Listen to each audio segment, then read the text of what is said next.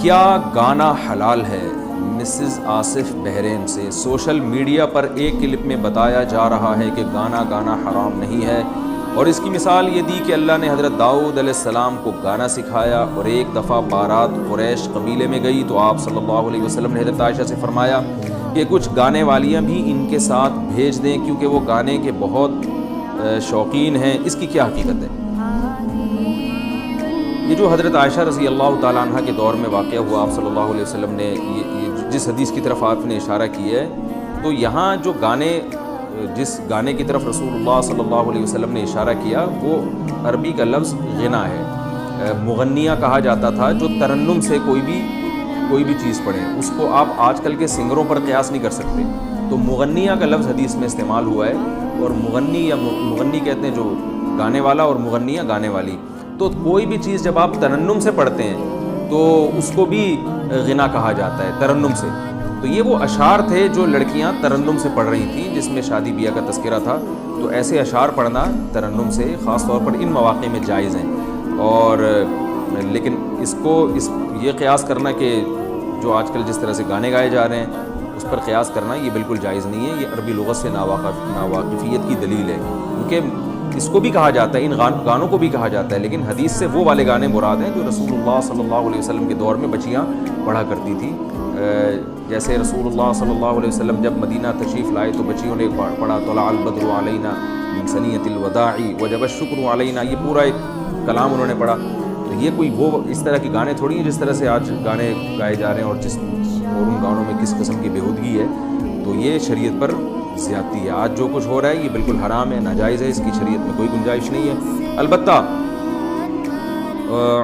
یہ جو آپ نے مثال دی داؤد علیہ السلام گانا گایا کرتے تھے، معاذ اللہ نقل کفر، یہ تو پیغمبر کی طرف نسبت بھی اس کی کرنا جائز نہیں ہے۔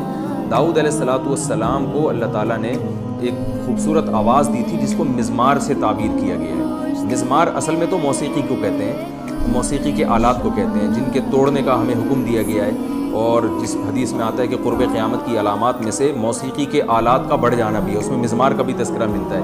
تو یہاں داؤد علیہ السلام کو جو آواز کو جو تعبیر یعنی تشبیہ دی گئی ہے مزمار سے، وہ خوبصورت آواز کی وجہ سے، اس میں ایک ترنم تھا، بہت خوبصورت آواز سے اور خوبصورت طرز میں وہ آپ وہ زبور کی تلاوت کیا کرتے تھے، اس کو مزمار سے تشبیہ دی گئی ہے۔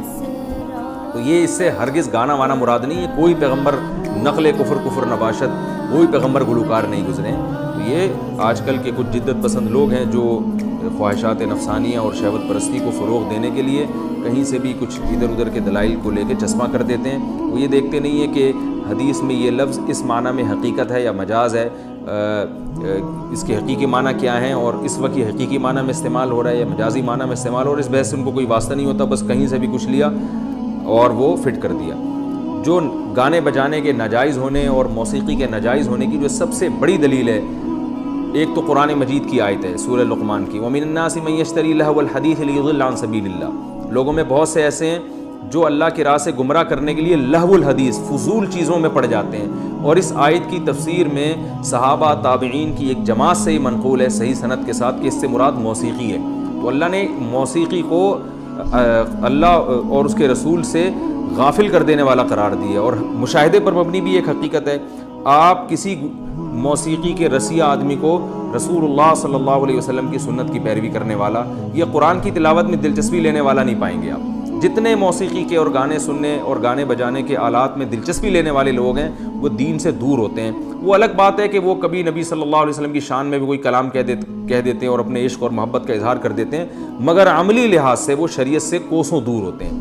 اور جتنے علماء صلحاء جو ہم نے دیکھے ہیں یا عامت الناس میں جو لوگ قرآن و سنت کو پورا فالو کر رہے ہوتے ہیں، وہ موسیقی سے اتنا ہی دور ہوتے ہیں، بلکہ وہ تو موسیقی سن کے اپنے کانوں میں انگلیاں ٹھوس لیتے ہیں، وہ دلچسپی نہیں لیتے موسیقی سے۔ تو موسیقی اور گانا بجانا یہ انسان کو اللہ اس کے رسول صلی اللہ علیہ وسلم سے یہ چیزیں دور کر دیتی ہیں۔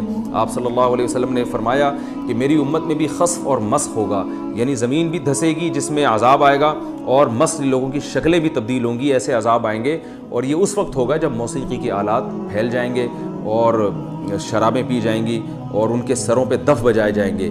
یعنی ڈھول دھماکے جو ہے نا لوگوں کے سروں پہ بجائے جائیں گے. جب یہ وقت آئے گا تو پھر انتظار کرو خسف اور مسخ کا, یعنی زمین بھی دھسے گی اور لوگوں کے چہرے بھی اللہ تعالیٰ مسخ کریں گے. ایسے عذاب دنیا میں آنا شروع ہوں گے. اللہ تعالیٰ ہم سب کی حفاظت فرمائے. تو اس لیے گانے بجانے سے اپنے آپ کو دور رکھیں. داؤد علیہ السلام کی جو خوبصورت آواز تھی اس کو مزمار سے تعبیر کیا گیا ہے, وہ موسیقی کے آلات نہیں تھے.